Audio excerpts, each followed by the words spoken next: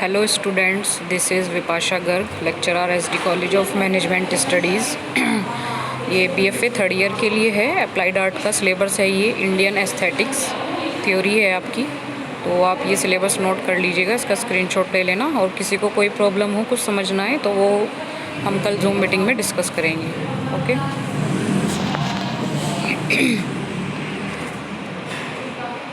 नाट्य शास्त्र ऑफ भारत रस थ्योरी, भारत मुनि का रस सिद्धांत, ये आपका फर्स्ट चैप्टर है। इसमें हम रस थ्योरी के बारे में डिस्कस करेंगे।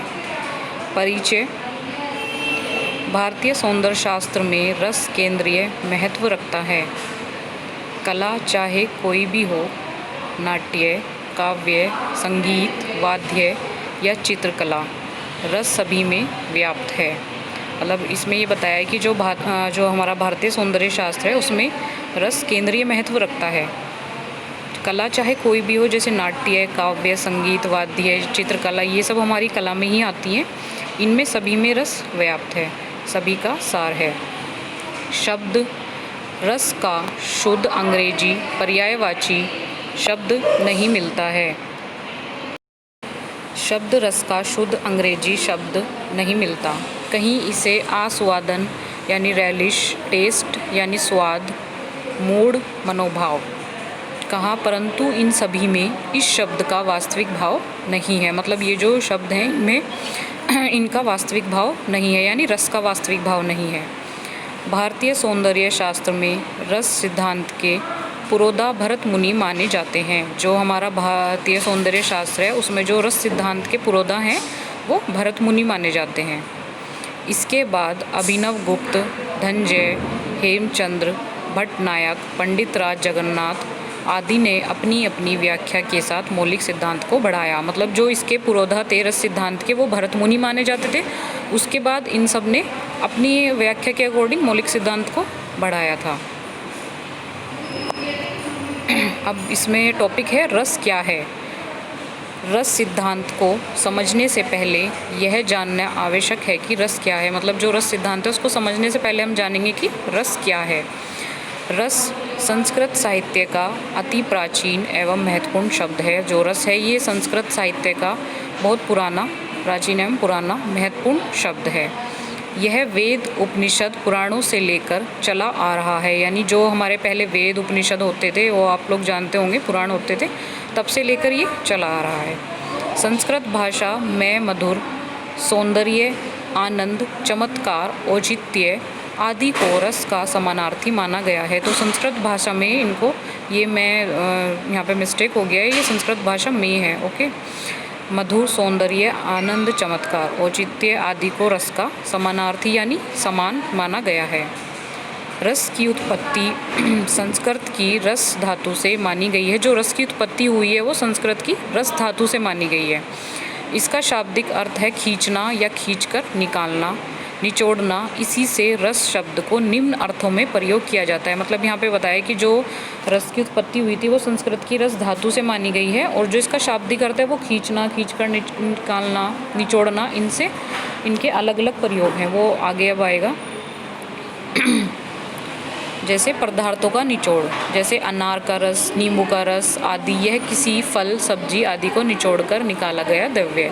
मतलब जो भी फ्रूट्स होते हैं, वेजिटेबल्स होती हैं, इनका जो रस होता है, पदार्थों का निचोड़ का मतलब ये इसमें आएगा। ठीक है, यह पदार्थ का सार है। आयुर्वेद में रस पारद या पदार्थ का सार, गुण या शक्ति। आयुर्वेद में रस को एक और अर्थ में भी लिया जाता है। यह शरीर के अंदर पाई जाने वाली ग्रंथियों आदि के स्राव को भी बढ़ाता है, जिन्हें हम हार्मोन्स नाम से जानते हैं, जिन पर शरीर का विकास निर्भर होता है। यानी जो ये पारद और पदार्थ का रस है, जैसे गुण या शक्ति, आयुर्वेद में इस रस को एक और अर्थ में भी लिया जाता है। यह शरीर के अंदर पाई जाने वाली ग्रंथियाँ, यानी जैसे हम कहते भी कि हार्मोन्स चेंज हो गया है, तो वो शरीर उस पर, मतलब हार्मोन्स पे ही शरीर का विकास निर्भर करता है। एक है हमारा साहित्य में रस। साहित्य में रस का अर्थ है आस्वादन, यानी आनंद उठाना। यह रस करुण, रौद्र या विभत्स हो सकता है, परंतु मन को उसका बोध या अनुभव होता है। तो ये जो रस है ये करुण भी हो सकता है, रौद्र भी हो सकता है, यानी रौद्र रूप या विभत्स भी हो सकता है, परंतु मन को उसका बोध अनुभव होता है। काव्य रस का पान, भक्ति रस या मोक्ष रस यह आत्मिक आनंद का अर्थ देता है, अर्थात आत्मा द्वारा आस्वादन। जो काव्य रस है उसका पान, भक्ति रस या मोक्ष रस यह आत्मिक आनंद का अर्थ देता है, जैसे आत्मा द्वारा आस्वादन यानी आत्मा का भीतरी आनंद भोग है। उपरोक्त सभी अर्थों को देखने से पता चलता है कि सभी में किसी न किसी रूप में आस्वादन, चखना या उपभोग करने का अर्थ व्याप्त है।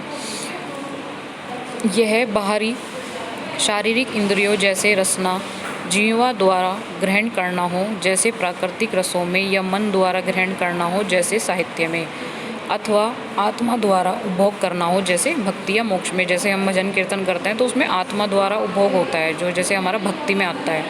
तो इसी तरह मतलब रस का इसमें सब में अलग अलग बताया गया है कि जीव द्वारा, बाहरी इंद्रियों द्वारा, हमारा आत्मा द्वारा, मन द्वारा ग्रहण करना। तो इसमें रस को डिस्क्राइब किया है। इतिहास की दृष्टि से देखें तो रस शब्द का प्रयोग सबसे पहले वेदों में मिलता है। मतलब अगर हम इतिहास की दृष्टि से देखें तो जो हमारा रस शब्द है उसका प्रयोग सबसे पहले वेदों में मिलता है। वहाँ यह वनस्पति, फलों आदि के निकाले गए रस के रूप में प्रयोग हुआ, जैसे सोमरस।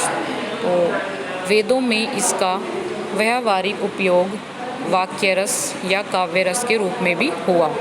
तो वेदों में इसका प्रयोग दोनों तरीके से हुआ था, वाक्य रस भी और काव्य रस के रूप में हुआ था। जैसे रामायण और महाभारत काल में भी यह शब्द बिना किसी विशेष परिवर्तन के द्रव्य आदि के अर्थों में ही चलता रहा। वात्स्यायन के कामसूत्र की रचना, वात्स्यायन के बारे में आपने सेकेंड ईयर में पढ़ा होगा। जो वात्स्यायन है उसके कामसूत्र की रचना लगभग 600 ईस्वी पूर्व हुई। इस काल तक शब्द रस के शास्त्रीय अर्थ का विकास हो चुका था। मतलब इस काल तक उनके शास्त्रीय अर्थ का विकास हो चुका था। कामसूत्र में रस, रति, प्रीति आदि अर्थों में आया। माना जाता है कि भरत मुनि का काल 4वीं शताब्दी ईसा पूर्व रहा। जो भरत मुनि थे उनका जो काल था वो 4वीं शताब्दी ईसा पूर्व तक रहा था। इस प्रकार रस का शास्त्रीय रूप भरत मुनि से लगभग 2 शताब्दी पूर्व से चला आ रहा था। रस का अर्थ क्रमशः मूर्त से अमूर्त की ओर जा रहा था। मतलब जो रस का अर्थ था वो क्रमशः मूर्त से अमूर्त की ओर जा रहा था। लगभग 4वीं शताब्दी ईसा पूर्व में भरत मुनि ने अपना प्रसिद्ध रस सिद्धांत दिया। जो 4वीं शताब्दी थे उसमें ईसा पूर्व में भरत मुनि ने अपना प्रसिद्ध रस सिद्धांत दिया था।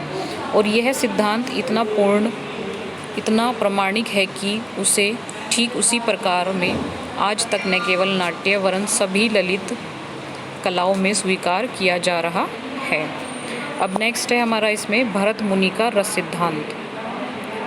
यह सिद्धांत भरत मुनि द्वारा रचित ग्रंथ नाट्य शास्त्र में दिया गया है। जो भरत मुनि ने ये ग्रंथ लिखा था नाट्य शास्त्र, उसमें दिया गया है ये सिद्धांत, यानी भरत मुनि का रस सिद्धांत। ठीक है।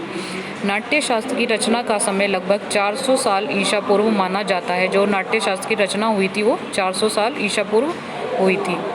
भरत मुनि से पहले ही रस के शास्त्रीय अर्थ का विकास हो चुका था। स्वयं भरत मुनि ने भी अपने ग्रंथ में पहले आचार्यों का उल्लेख किया। मतलब जो भरत मुनि थे उन्होंने पहले अपने ग्रंथ में अपने पहले आचार्यों का उल्लेख किया था। अपने पूर्व चली आती विचारधारा को ही उन्होंने संकलित कर वृहद आकार दिया। जो उनकी पहले की चली आ रही विचारधारा है उनको उन्होंने संकलित कर वृहद रूप दिया था। भरत मुनि के ग्रंथ का नाम ही नाट्य शास्त्र है। जो भरत मुनि का ग्रंथ है उनका नाम ही नाट्य शास्त्र है। उन्होंने अपनी सारी विवेचना नाट्य के संबंध में की। जो उनकी सारी विवेचना थी वो उन्होंने नाट्य के संबंध में की थी।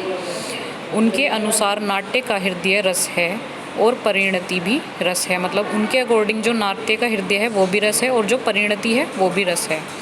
रस नाट्य का, काव्य का सार है। वो जो मतलब रस है वो नाट्य का और काव्य का सार है, यानी निचोड़ है। नाट्य में संगीत, नृत्य, मंडप रचना, चित्रकला आदि का समावेश होने से इन कलाओं का विवेचन भी इनके ग्रंथ में है। मतलब नाट्य में संगीत, नृत्य, मंडप रचना, चित्रकला आदि इनका सबका समावेश होने से इस कलाओं का विवेचन भी इनके ग्रंथ में है।